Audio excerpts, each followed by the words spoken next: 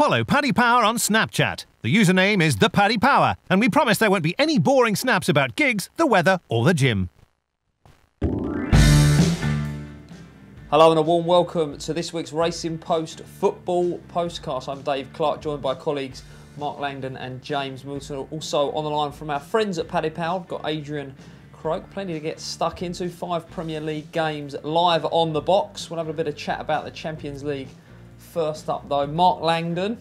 Any thoughts from what we saw? Real Madrid seeing off PSG, Liverpool bore draw, Spurs dumped out by Juve, and City cruising to defeat. Yeah, I mean, I suppose there were two sort of big games, weren't there? I mean, we already knew that City and Liverpool were going to qualify. From the Real Madrid point of view, I mean, I didn't think they were that good, Real Madrid. I thought PSG were absolutely horrendous. There was just no... there didn't seem to be a philosophy to their play. It was just 11 individuals kind of doing whatever they wanted. And I think that was best sort of highlighted at the end of the first half. Mbappe's at an impossible angle really to score. If he puts it in the middle to Cavani, he's got a tap in, and he still took the shot on. And then in the second half, you get like spoilt brat like Verratti, acting the way that he did. So I think it's pretty clear that Paris Saint-Germain, they will be getting a new manager. They need somebody to go in there and just sort them out, because I never really felt that Unai Emery was the right man. There were always question marks, I think, over his ability. Juve v Tottenham, I just thought the better team got knocked out really over the two legs. Just one of those things. Sometimes it can happen. For gritted teeth, you say. Yeah, I mean, but I think that anyone that saw, I mean, you've had 2 shots on target, didn't they, and scored with both of them. Barely looked like they were. It felt like almost that Tottenham was so comfortable that lulled them into this full sense of security. Had a wobble of 5 minutes and they were out of the game. Even then, I mean, the Kane's header that hits the post and then rolls across the line and doesn't go in. I don't see Juventus winning the tournament. I think if they got like a Liverpool in the last day, I think Liverpool would run them ragged. Milts, what are your thoughts? City looking strong? Yeah, I mean, I think we all knew when they got that draw that it was going to be pretty easy, and they made very light work of the first leg. They certainly have to be feared, and the market obviously respects them. I'd just echo what Mark said about Juve. Actually, reached 2 of the last 3 finals, but I'd certainly be looking to oppose them from here on in. I think you can kind of look at the scoreline and look at the pattern of scoring it and think, did Tottenham crumble? Was the occasion too much? But it wasn't at all. They had their chances, and Juve certainly look a lot weaker than their sides of recent seasons. So wouldn't be rushing to back them. I think that they're still around kind of 10-1 to lift the trophy, and I'd be looking to take them on in the last 8. I think. Adrian, do you want to give us an outright show quickly? I'm assuming that the likes of City and Real Madrid are probably shortened up a little bit, given that they're already in the hat for the next round. Yeah, well, City have stayed the same really at 3-1. They were kind of in the hat after the first leg, but Barcelona here at 4-1, Real Madrid is shortened into 4-1, Bayern at 5s, Liverpool are 9s, and Juve are quite short here at 10s. I think it's interesting, isn't it, with City? I mean, when people sort of back them after they've drawn Basel, I mean, they're not going to move that much in price, are they? So, I think 3-1. I mean, they are the best team in Europe. I'm pretty confident about that. Having seen everybody, they do look absolutely the team to beat. So if you was going to pull the trigger now, it'd be on the Jollies? Yeah, I mean, I'd put Barcelona up at the last 16 stage, purely because I knew that City's price wasn't really going to change, and I thought that Barca would... It looked like a stale price, that Barcelona outright one, because Chelsea, in December, the draw looked harder than what it was in sort of February time. So, assuming Barcelona get the job done, they always look like ones that could shorten. But, I mean, I do think that City are the best team in Europe. Okay, we've obviously got a game tonight as well. Milt, your beloved Arsenal, trip to Milan. How do we see that one going? Yeah, so it's a very tough one given the circumstances. I mean, Arsene Wenger hoping to avoid a 5th straight defeat to the and you know, you can. His first ever time, I think. Yes, In a row as I an Arsenal believe manager. so. Yeah, he's been very bullish about it, that he's the man to stop the rot. But you know, I mean, you look at, you can forgive them the defeats maybe to Manchester City. Although having said that, you know, to not show up in the League Cup final was hugely disappointing. They were just blown away by City in the league then the following Thursday. But you know, it's just the same old defensive errors, which you know, you're not likely to see from a Milan side who have been improving under Rino Gattuso. And yeah, I think Milan, our colleague Dan Charles has tipped them up at odds against. He reckons a decent bet to take a first leg advantage. And you also look at where the goals are coming from for Arsenal. Lacazette is injured. Aubameyang ineligible to play in this competition. Step up Danny Welbeck. Yeah. So I think that probably supports Dan Charles' case for backing Milan even more there. Yeah, not too confident. We'll get Mark's view after get a show from Adrian and perhaps your view on that game as well, Adrian. Yeah, so currently AC are sitting at evens to draws 12-5 and Arsenal 13-5. Pretty much in agreement there when I kind of went through the starting lineup. Like Danny Welbeck's going to start up front. You see where all the monies came in from. I mean, I think it was 6-4 with AC opened at to qualify for this to the next leg. Could have been a little bigger. They seem to, AC started it. They've been on a decent run lately. They're not a great team either, but Arsenal seem to have just fallen off the boil altogether. Yeah, I mean, I put up Milan at the start of the knockout stage, and I was surprised when the opening sort of to qualify prices came through for this tie, because Arsenal were quite strong favourites. I didn't quite understand that. It looked a lot closer to kind of a pick'em, you know, in terms of the qualification. I think they've only conceded 3 or 4 goals under Gattuso last 13 matches. They're through to the Coppa Italia final. They've you know, they're keeping a lot of clean sheets. Spent a huge amount in the summer on Bonucci and players like that, and then they're finally coming good. So for both teams, this is their best chance of getting into the Champions League, is to win the Europa League. So I think it should be a decent game. I think the prices are right now, though. Can we find a bet anywhere in there? Not in terms of this first leg. No, I'm on Milan outright. So I mean, I think if you fancy him to beat Arsenal, you should probably be looking at the outright market, because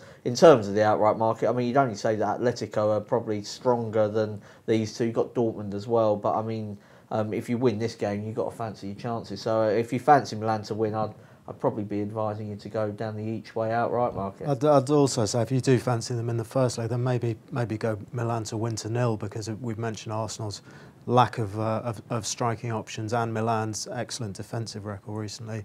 Milan themselves are not the most prolific side, so you know you could see the class. I don't want to be resorting to stereotypes this early in the show, but the classic Italian 1-0. When Gattuso was managing in the lower leagues in Italy, his team just like drew every game like 0-0 almost. It was he's got really good philosophy defensively. So yeah, I think it will be a low scorer. Before we move on, Adrian, have you got a price for Milan just to win the Europa League outright? They're currently sitting here at 12-1 to win it outright. 12-1? Yeah, I mean, I think they were about 16s, you know, before the knockout stage started. But like I say, if you fancy them to beat Arsenal, then I think that's probably the better route. Good stuff. Right, we'll head for a quick break. We've still got plenty of live games to get stuck into. Follow Paddy Power on Snapchat. The username is the Paddy Power, and we promise there won't be any boring snaps about gigs, the weather, or the gym. Welcome back, and Saturday's action gets underway 12:30. Manchester United at home to Liverpool, an absolute belter, one of the biggest rivalries on the planet. That one. Adrian Croak on the line from Paddy Power, and how have your firm priced this one up? So we have Man United just slight favs at 8-5, the draw 9-4, and Liverpool are 17-10. Do you agree with that, Adrian? Yeah, going off current form, really, I do think Liverpool are probably about a quarter of a goal better than United. They're playing better. They're the team that's going to attack for it, and United definitely will have probably the Sevilla game on their eye for a bit as well. They're not going to win the league, so a draw is a great result for United. Really, here keeps them in second place, and definitely Sevilla has to be what they're focusing on at the moment. Mark, where do we see this one going to be? Man United sort of in a bit of a run. I mean, Pogba and Sanchez certainly not firing. No, they're not. I mean, I thought when the handbrake came off against Crystal Palace, seemed to suit their players a lot more, like the chaos of the last half an hour at Selhurst Park. I mean, the prices have shifted a lot from, if you go back to the reverse meeting earlier on in the season, now we've got Liverpool almost favourites and sort of pushing for favouritism at Old Trafford. I do think Liverpool are the second best team in the Premier League this season, but I don't know if I can back them off sort of levels here at Old Trafford. So I was looking at Manchester United, draw no bet, and if you exclude Manchester City, who are in a league of their own, the big 6 games this season, home advantage has been worth quite a lot in terms of sort of second to 6. If you like. There's been 17 meetings in all competitions between them and only 2 away wins. Those 2 away wins were Chelsea at Tottenham when they were still getting used to Wembley, and United won at Arsenal when David De Gea was just incredible on that day. So I actually, going against my own sort of feelings on this on the 2 teams here, just think at the prices, I think I'd rather back United, draw no bet. And I accept that on expected goals, they are the 5th best team in the Premier League. But the reason that they do keep them out is because De Gea is so good. I think there has to be something along those lines. And at the prices, apart from Man City, I think I'd back United, draw no bet, around about sort of 5 to 6 mark against just about anybody else. What about the 2 sides' styles of play? I mean, Man United are obviously going to be the home side, but could we see Liverpool maybe pushing the issue? Yeah, I think they will. I don't think United will have any shame in sitting back. They did against Chelsea, they did against Manchester City, they did really for parts against Tottenham, even though Harry Kane wasn't playing in that game. So, I mean, Mourinho is not going to fall into the trap of letting Salah, Mane and Firmino run into all the open spaces. He'll probably treat it almost like an away game, yeah. Roll that bus out again. Right, a couple of stats for you, Milts, before we get your view. Last 4 matches have all been draws, and the last 6 matches between these 2 have all featured sort of 2 goals at the most. So do we see this one following the trend? It's a really tricky one. I mean, as Mark's mentioned, it's one that your gut says Liverpool, particularly with United having Champions League to look forward to. But you're trying to be price sensitive in this, and you are looking at United, only just favourites. I mean, they've got a terrific home record in the league this season. Won 11, drawn 2, and the only defeat was against Manchester City, who, as Mark says, are playing a different game to the rest of the Premier League this season. And I think the draw probably is a big runner, really. I mean, Liverpool obviously full of confidence. I liked Klopp's quotes after they reached the Champions League quarterfinals, saying, this is where we belong. And I think there is a great deal of belief now in that side. But Mourinho is not going to make it easy for them. He's not going to care about putting on a show for the neutrals and letting us enjoy Liverpool's kind of attacking football. So I think if I was pressed to have a bet on the match market, the draw would be the one for me. Just one in the goal scorers that to note is Sadio Mane, who back amongst the goals since Philippe Coutinho left. Actually, I was just looking at this because I knew Mane started the season very well when Coutinho was absent with that terrible, what was it, back injury I think he had, which hashtag pray for Philippe and all that, and then he's been back in the goals since Coutinho left, and actually 11 of his 14 goals for Liverpool this season have come in games that Coutinho didn't play in. So maybe he's enjoying being one of the big 3 rather than the Fab 4. So he could be one to watch. Now a good 3 as well. Right then, let's move on. 5:30 London derby. Chelsea are at home to Palace. Adrian, do you want to give us a show on that one as well, please? So Chelsea are a 1-4, the draw is 92, and Palace are sitting at 10-1. And what do we think? After seeing Palace's exploits the other night, I think they're going to be pretty heartbroken going into this. Chelsea have been pretty poor lately. I think it's 4 of the last 5 they've lost. 1-4 is a tough back, but that Palace team, they're missing an awful lot of players. Probably overperformed the other night. Chelsea should get the win here, but I don't think I'd want to touch the 1-4. I'd be more looking maybe at going for the overs in the game and backing Palace maybe to get one at one stage. Interesting. Do we look at the heartbreak, as it were, against Man United? I mean, these are top-level athletes at the top of their game, professionals. Was that going to have an effect on this game? I think that there's a fair chance that it will. I mean, it followed on from losing in the last minute against Tottenham as well, didn't it? So, despite their injuries, though, they are at least giving themselves a chance, aren't they? I mean, I think that the problems are that, as Adrian said, they've got a lot of players out. And the goalkeeper, Hennessy, absolute shocker, isn't he, from like crosses? I mean, he looks like, I mean, I don't think I could do a worse job with some of them crosses. I mean, why doesn't he just stay on his line? If you can't catch it, then just stay there. I mean, it's all well and good, trying to be a De Gea or, a Manuel Neuer and being, commanding your box. But if you're not as good as them, just stay where you are. We'd have him at Arsenal in a heartbeat. Yeah. I mean, he makes Peter Cech look all right. So I don't think Palace will get anything. They've won their last 2 at Stamford Bridge. They've got a decent record.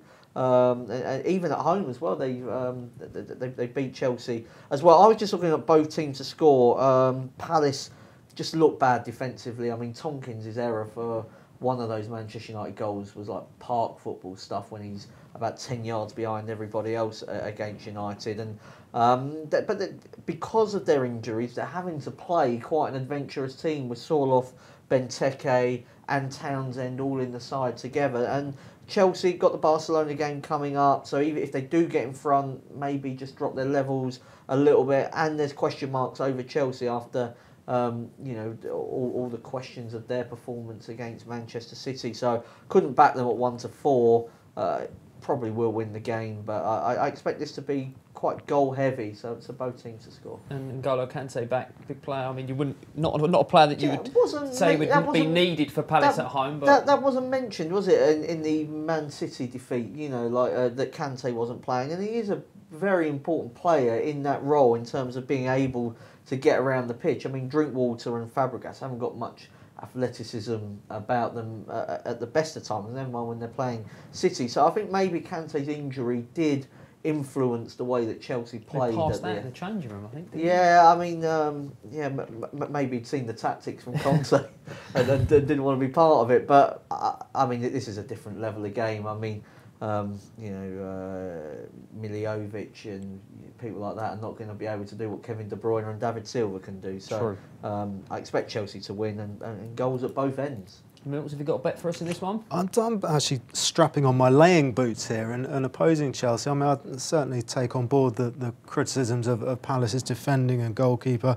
And also, they've lost away at 6 of the top 7 this season by an aggregate score of 16-1. But most of that was during that horror start to the season. And they've been competing well with the big guns at home, as we've seen. They lost 1-0 home and away to Tottenham. Obviously, the 3-2 against United, lost 3-2 at home to Arsenal, and beat Chelsea in the reverse fixture. City as well, didn't they? Yeah, absolutely. So they've scored in 10 of their last 12, which that was obviously the problem at the start of the season when they couldn't find new goals. I just think that the exceptions to that were against City and Tottenham. I think they've got enough about them, as Mark said, with Benteke and Sorloth up front to ruffle a Chelsea defence, which hasn't looked particularly convincing recently. And then you've got the added factor of the trip to Barcelona coming up. So I'm quite happy to go for Palace or draw double chance in this one. Good stuff. Right, we'll get the lads' best bets of the weekend. But first of all, we'll whiz through the 3 p.m. kickoffs on Saturday. I'll come to you for each one. First, Adrian, for a show and maybe your view on that game. First up, big game near the bottom of the table. Newcastle at home to Southampton. So Newcastle here are 8-5, the draws 2-1, and Southampton are 9-5. Anything catch the eye there? Nothing really catches the eye there. It's a kind of game you wouldn't watch if you were getting paid to do so. Maybe the unders is the honest thing I'd be looking at. Like, I mean, neither team are particularly prolific, but kind of a 6 point. I mean, they do need points here, both teams, just to keep themselves safe. But yeah, probably the draw or the unders if I was being forced to take a bet here. Mark, you a bit more enthusiastic about this game? I think it's a big game. I think it will be a draw, actually. 3 of Newcastle's last 5 have been draws, and 9 of Southampton's last 16 in the Premier League have been draws. They're okay defensively, Saints, but just not enough up front to break teams down. So a draw. What about yourself, Milts? Yeah, it's not going to be a goal fest, is it? I don't think. I'm slightly edging towards Newcastle, but not with any great faith. Possibly Newcastle 1-0, but it just looks a horribly trappy contest for punters. There are better games to watch and bet on this weekend, shall we say? Right, let's move on then. Everton at home to Brighton, Adrian. So Everton here are 11-10. The draw is 21-10, and Brighton here are 13-5. Have you got a view on that one? Yeah, on that one, it's kind of game where the draw really suits both teams. Like an extra point just get a point safer, a point closer to safety, which is Sam Allardyce's pure goal. Brighton is what I'd be fancying here on the draw no bet, really. I mean, Mason Holgate's going to start at the centre back position here, and Murray is just going to look at that and think he'll have him all day long, especially the form he's on lately. So I'd be backing Brighton here on the draw no bet. What about yourself, Mark? I'm going to go for Everton. Odds against, I know they've been really struggling, particularly away from home. But in recent weeks at Goodison, they've beaten Leicester and Crystal Palace, which I think is probably a decent kind of similar level as what we're talking about here with Brighton. Interesting to see whether Brighton can back up. There's a couple of really big home wins away from home. I just thought odds against, I'm going to take a chance on Everton. Just one of those sides, Everton, aren't they? That just sort of coupon busters, or they can cause the coupon busters. Well, I mean, it's a they tough can't side to get right. Well, I mean, I think this season, I mean, they've been horrendous more often than not, particularly away from home and against the big teams. This, odds against Brighton just feels a little bit too big to me. Price driven for you then, Milks? I'm with Adrian actually. Brighton draw no bet in this one. I do really like the way they got promoted from the Championship, really based on a very solid defence and then kind of and nicking games. And I think early in the Premier League season they realised that they were going to have to be a little bit more expansive. And in the last few weeks after the transfer window, I think that's working for them. So I think they do pose a goal threat. Everton's defence not to be trusted, and Brighton DNB for me. I think Izquierdo could be one to watch next season. I think he's definitely developed into the campaign impressive. really well, and I expect him to be a big hit next season if Brighton stay up. Okay, right, let's move on to Huddersfield at home to Swansea. Please, Adrian. So Huddersfield here 7-5, the draw is 2-1, and Swansea are sitting here 21-10. Looking at this, I'm actually thinking the overs might be a little overpriced here. I know neither team are exactly prolific scorers, but for any Premier League game to see an over 2.5 flying 6-4, you're probably worth a punt on it. Yeah, I mean Huddersfield showed a lot of ambition, like when they played Bournemouth recently. And this again, it's all well and good saying they barely had a chance at Tottenham, but I mean they're not going to, are they? They're playing away to Tottenham, so I think they probably had one eye on this game against Swansea. I think Huddersfield might be the bet here. I mean, Swansea did batter West Ham last week. I'm not sure how much of that was down to their good play and how much of it was down to West Ham being really just horrendous. And I'm still not fully on board the sort of Swansea survival bus. I still think that there are issues there. I mean, they have managed to pull away, mainly at home. They've got some really big victories, but it wasn't that long ago they were tonked at Brighton. I think Huddersfield, having seen what they did to Bournemouth recently, and then they won at West Brom, they are okay against the teams around them. We'll say Andre Ayew had the game of his life. Yeah, he was pumped, wasn't he? All day long. Milks, have you got a view on this one? Oh, these 3 p.m. fixtures don't get any easier. It's such a tough set every single week, it seems to be. But and you just look at the league table, and it's so congested, there's isn't it? nothing between sort of 10th and 19th, is there? Really, on a weekly basis. Echoing what the guys have said, that both teams showing a little bit more going forward in recent weeks. So both teams to score could be the one for me. Okay, the bottom side, West Brom, the Baggies at home to Leicester in our next game. Adrian, you got a show from Paddy Power for that one, and your view as well, please. So West Brom here 15-8, the draw is 21-10, and Leicester here 6-4. Leicester kind of gone off the boil lately. That should be deserving fabs here. I mean, West Brom's been absolutely brutal, but I think that this one could end up a draw. I mean, West Brom really need to start getting points on the board. I just don't think they're capable of getting too many wins between now and the end of the season. But a draw here might be the one to go. I mean, Leicester are probably starting to focus on the FA Cup, really. What about you? I'm definitely going to have a little multi here, all these draws. This one, I'm going to go for both teams to score. I think that West Brom's need for the points will sort of mean that they have to play on the front foot. They try, I mean, as Adrian said, they have been trying to do that, just maybe not good enough. But Leicester are actually both teams to score kings of the Premier League, which maybe comes as a surprise to many, but they've got divisional highs in both in frequency, 19 in total, and 11 away from home, both teams to score. They're both Premier League highs this season, and I think that the bigger game for them is next week, isn't it, against Chelsea in the FA Cup quarter-final. Of course, yeah. You keep expecting West Brom to kind of grind out one of these vital victories, but I don't think it's going to come this weekend. But Leicester, whenever I seem to back them away from home at cramped odds in what I think is a winnable game, they seem to end up drawing 1-1, so I'll stick with that. Okay, right, we'll move on to the mighty West Ham at home to Burnley, please, Adrian. So West Ham here are 6-5, the draw is 2-1, and Burnley are 5-2. On this one, I have just written in my notes West Ham and not an after that, so I'm not sure if I kind of stopped halfway through. But I feel convinced we're back in West Ham at 6-5 this year. But it's kind of one of those games like, West Ham and Burnley. West Ham should be better team based on the players that are in the squad, but they're not. 6-5, actually, I don't really want to get too involved in this game, really. That's fair enough. I think West Ham were without centre-backs, I think, for this game. Maybe just Declan Rice. Yeah, I mean, I was going to go for the draw in this game. I mean, West Ham have only lost one of their last 9 at home. So they are a team that, difficult to beat at the London Stadium. But talking of difficult to beat brings us on to Burnley, of course, fully deserved their victory against Everton last week.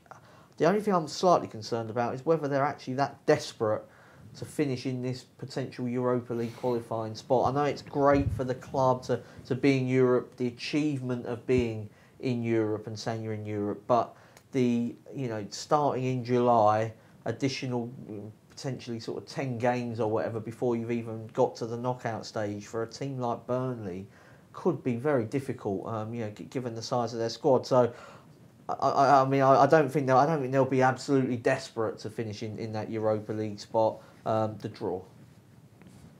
Yeah, as an Arsenal fan, I'm hoping West Ham can do us a favour and take the heat off Burnley, the chasing pack. I'm going to have to go for the draw as well. I mean, Adrian's mentioned that 6-5 West Ham. They are a team who are tough to beat at home, but are they a team that you want to be backing to actually win the game, particularly against such obdurate opponents as Burnley? Fair enough. Right, not exactly inspiring stuff there, but we have got the lads' best bets coming up now, so hopefully we can dig out some real good bets for this weekend. This will not be beaten. Mark Langdon? Yeah, I'm going to go for Exeter, draw no bet against Carlisle. This is against the shot data, which is why the price is so good, because Exeter tend to do really badly in terms of expected goals, shots on target, all of that kind of stuff. However, they are 6 and they've got games in hand. They've only lost 2 of their last 8. The defeats were against Luton and Mansfield, 2 of the biggest spenders and 2 of the best teams in the division. Carlisle are 10th and of course lost to Exeter in last season's playoffs. 7 defeats that they've played 7 times away from home against teams currently above them in the table. They've lost all 7 by an aggregate of 21-6. They've actually played 14 games against teams currently above them in the table, home and away. They've only won once, and they're jostling for favouritism at Exeter, which I think goes to show just how much influence there is in sort of shots on target and that kind of stuff within the market. I do believe in it. I just think maybe it's gone a little bit too far on this occasion. I was going to ask you, how many times would you find yourself being against it? Yeah, not often, but maybe Exeter are a team that can defend very well and therefore don't need to go forward that often because they only need one goal to win a game and only have one shot on target in the recent win at Grimsby. That was a penalty. They won 1-0. So maybe there are always going to be some teams that can defy these statistics, and maybe Exeter can do it again. Okay, Langer with Exeter. What about yourself, Milks? I'm going for Rotherham in League One. They host Rochdale, and Rotherham have won their last 7. Rochdale had a good win at Walsall in midweek, but the key factor for me here, as well as Rotherham's superb form, is the team's relative freshness. I mean, Rochdale, of course, we've seen a lot in the FA Cup, replays against Millwall and then against Tottenham, and that means they've played 9 games since January the 27th. Rotherham in that same period have played 5 times. I think that could be a really decisive factor, particularly with Rotherham in terrific form. Excellent stuff. Right, Exeter and Rotherham for the lads. Adrian, what about yourself, and a price for the treble as well, please? So I'm going to stick with Brighton here in the draw no bet. They're currently sitting there 13-8. It's largely to do with the players at Everton just don't see the kind of players you'd normally expect with Sam Allardyce's team. And I just think Mason Holgate will get absolutely torn asunder by Glenn Murray on his own at the moment. I mean, he's an experienced striker coming up against a young defender that has really struggled at times. I think Brighton are the team that will probably try and win this the most, and Everton might be happy with a draw, so it seems pretty safe to at least get the void if Brighton can't pull off the win. And for the treble there, I believe it's just under 9-1. Just under 9-1. Lovely stuff. Right, competition time. As you guys know, every week we give listeners and our viewers, of course, you can watch these on YouTube, the chance to win a free £25 or €25 bet courtesy of our sponsors, Paddy Power. All you have to do is answer the upcoming question correctly and tweet your answer, of course, along with the hashtag Postcast. The winner will have the free bet credited to their Paddy Power account. Last week's winner was Chris from Belfast. Well done to you, Chris. Today's question is, who saw red for PSG in their game with Real Madrid on Tuesday? So get your answer onto Twitter with the hashtag Postcast. We'll announce that winner next week's show. Success ain't earned, it's bought. That's why at Paddy Power, we paid the big bucks for the best tech nerds in the world to develop our new, fastest ever app. Download the new app from the App Store or Play Store now. 18+, begambleaware.org. 2 games for us to get stuck into on Sunday. Listening to the Racing Post Football Postcast, joined by Mark Langdon and James Milton for the Racing Post. Also got Adrian Croak on the line from our friends at Paddy Power, and I'll throw to you, Adrian. First up at 1:30, we've got Arsenal at home to Watford. How do Paddy Power price this one up? And more importantly, Adrian, how do you see it going? So Arsenal here are 4-9, the draw is 7-2, and Watford are 9-2. To me, the Arsenal price looks a little big, but I was one of those misfortunate people that also thought they looked a little big at Brighton, and soon found out why that reason was. It's just the most expensive collection of 11 cowards to ever really put on a football field. you put up any adversity against them, and they just will. They just don't have the bottle to actually challenge it. If they struggle in any way, if they score first, they'll go on and win this game handily. But if Watford nick first goal here, I mean, Arsenal just having a hope. But I do think the 4-9 at home, given their home form, is probably a bit of a bet. I mean, they're 6th in the table purely off their home record. I mean, away from home, I think they barely got the 13 points this year. 13 points, I think, away from home, which is embarrassing for a top team in England, really. Okay, Mark, obviously Arsenal playing Thursday night in Milan. I doubt that will have much of a bearing on the price of this game, but how do you see it going, and could it have an effect on the game? I suppose it could, because the return leg, it could be without knowing exactly what the first. I mean, can you imagine we're speaking before the game, but if they get tonked at San Siro, can you imagine what the Emirates atmosphere is going to be like? Similarly, if they win, there will be a lift, and they'll kind of should be able to see a path potentially back into the Champions League. But of course, it won't come via the Premier League, and this is maybe an opportunity for Watford to do what I think their manager does best. Javi Gracia, when he was managing Malaga, he was like an expert in stopping big teams from playing. He had a good record against Real Madrid and Barcelona and Atletico Madrid, and it used to be really boring, quite turgid stuff. So I was looking at, under 3.5 is around about sort of 4 to 6 mark, 8 to 13, but you might want to chance your arm and go for the under 2.5. 5 of his 6 games so far in charge have been under 2.5. He seems to have sorted the defence out. They've got a few defenders back from injury as well. I mean, we are talking here against West Brom and Everton. Arsenal are a different beast to that. And the game that was over was against Chelsea when a lot of the goals came late, and of course that was when Chelsea were down to 10 men. So if Arsenal do win, if they do score first, I'm not sure that Watford under Gracia will start chasing the game. I think they may take a almost Antonio Conte like approach to it, where let's just try and keep it to 1-0 for as long as possible and nick something right at the end. So under 2.5 goals, which is not something I say often about Arsenal in Premier League matches, but maybe the way to go here. Milks, what are we feeling? Yeah, I mean, Arsenal lost the reverse fixture 2-1 when Troy Deeney came out with his famous cojones quote. Yes, of course. And actually, I'm pretty fearful of Deeney again. I mean, he's scored in 3 of his last 4. All of those were the first goal of the game, and I think Watford will take a lot of heart from Arsenal's display in that reverse fixture, and just from the way Arsenal have been defending recently. I mean, Mustafi looks like a sleepy kitten. Koscielny's clearly playing through the pain. Do you think he'll rest Koscielny as well? Because he I might think not be able to play I suspect he has to really. I mean, Koscielny he really looks short of fitness. He has got this ongoing problem, I think. But the Arsenal reserve defenders have hardly covered themselves in glory. So I think Troy Deeney and his big cojones will be up for this game. I think kind of 15-2 each way first goal scorer. He's on penalties as well. Arsenal give away a ridiculous amount of penalties, and Petr Cech never saves any of them. So that's another boost to your bet there. Oh, you Arsenal fans have had the wind knocked out of yourselves massively. Right, let's move on. We've got Bournemouth at home to Tottenham Hotspur, 4 o'clock kick-off. Spurs very good for an hour against Juventus, Mark. We mentioned they were good throughout the game, really a little bit unlucky. 10-minute spell, wasn't it, when Juve got their 2 goals? Yeah, apart from that, they even responded quite well the last 10 minutes, thought they were going to take it to extra time.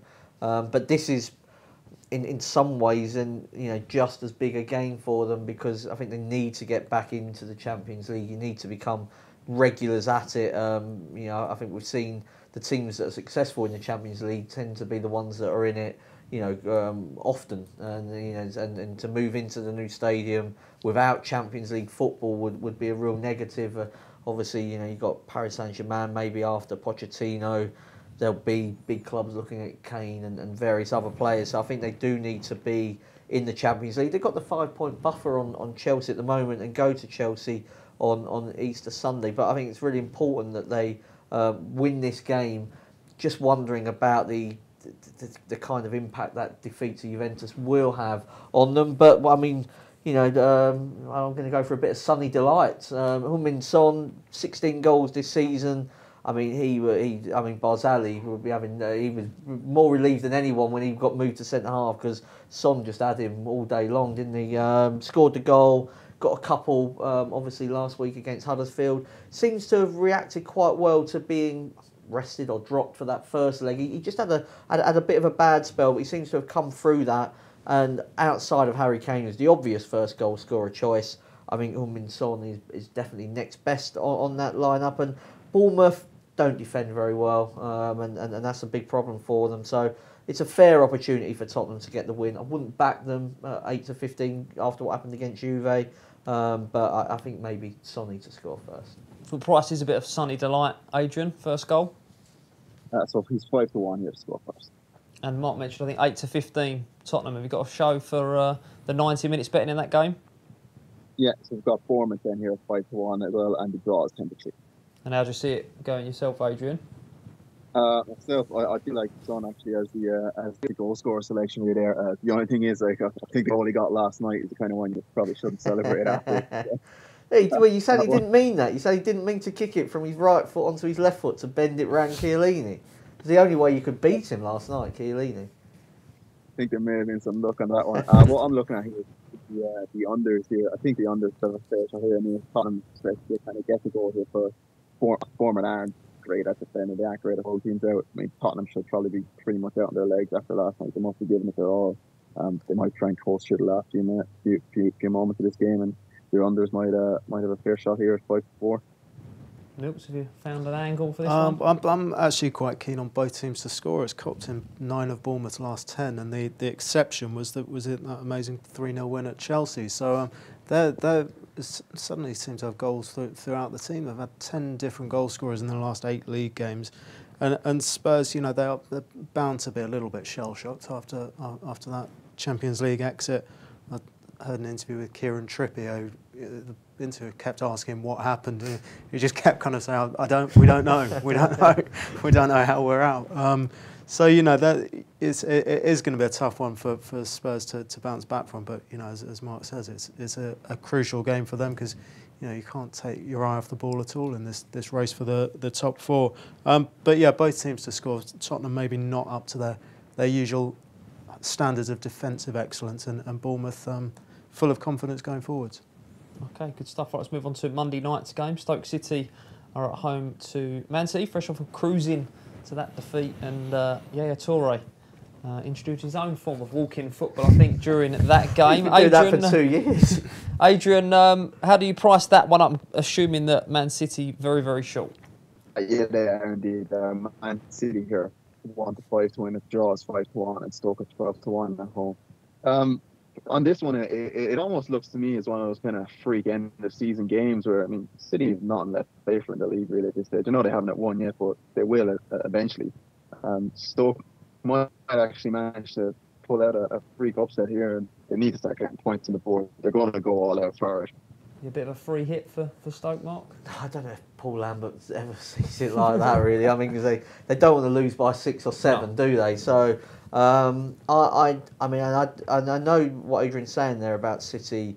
Will win the league, but Guardiola just doesn't seem to want to ease up. Relentless. Obviously against Basel, maybe slightly different. But in terms of the Premier League, I think he wants to sort of ram it home and win by as many points as possible.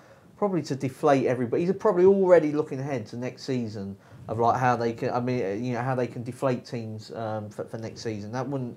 That's just the way that he works. He's always thinking about tomorrow rather than yesterday. The way I was looking at this Stoke Man City game was to do what I've been doing quite often in Man City games recently, and that's to back the second half to be the highest scoring, because we're seeing the same pattern develop in almost every game now, where teams sit back against Manchester City and try to frustrate them, and they maybe can do it for 20 minutes, 30 minutes, and then maybe even 45 minutes.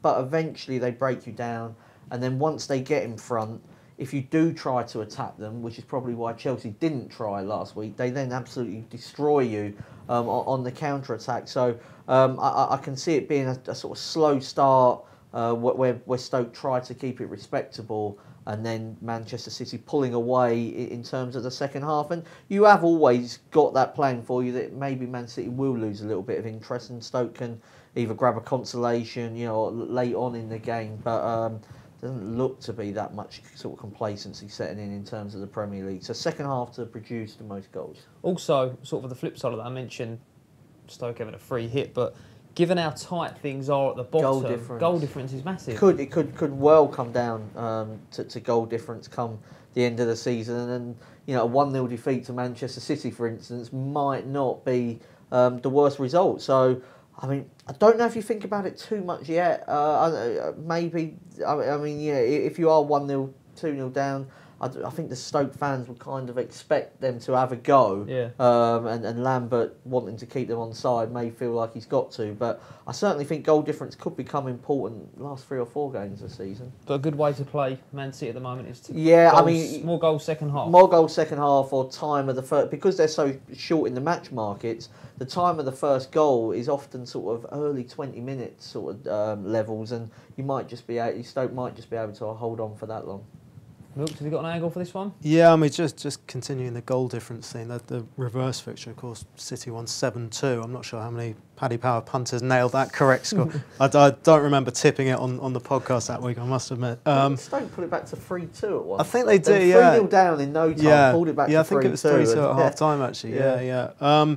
But, just looking at Stoke, their last 5 games have looked, if not winnable, then not the worst. They've had Watford and Brighton at home, Bournemouth, Leicester, and Southampton away, and they've taken 4 points from that. And you just think, they are going to get outclassed by City at some stage. I actually like the City double result. I mean, they absolutely blew Arsenal away early on at the Emirates. Handled the seething cauldron that was the Emirates that night. Took that in their stride. As Mark says, it may take them 25 minutes, half an hour. But if they're 1-0 up at half time and Stoke do have to chase the game, I think you pretty much are weighed in, yeah. Good stuff. Right, thank the lads for their time and their expertise, of course. Remember, if you do enjoy listening to these podcasts, do jump on and rate, review and subscribe on iTunes. Check out Paddy's Rewards Club. Simply place 5 bets of £10 or more across any sport in a week and you'll get a free £10 bet the next week. T&Cs apply. 18+, begambleaware.org.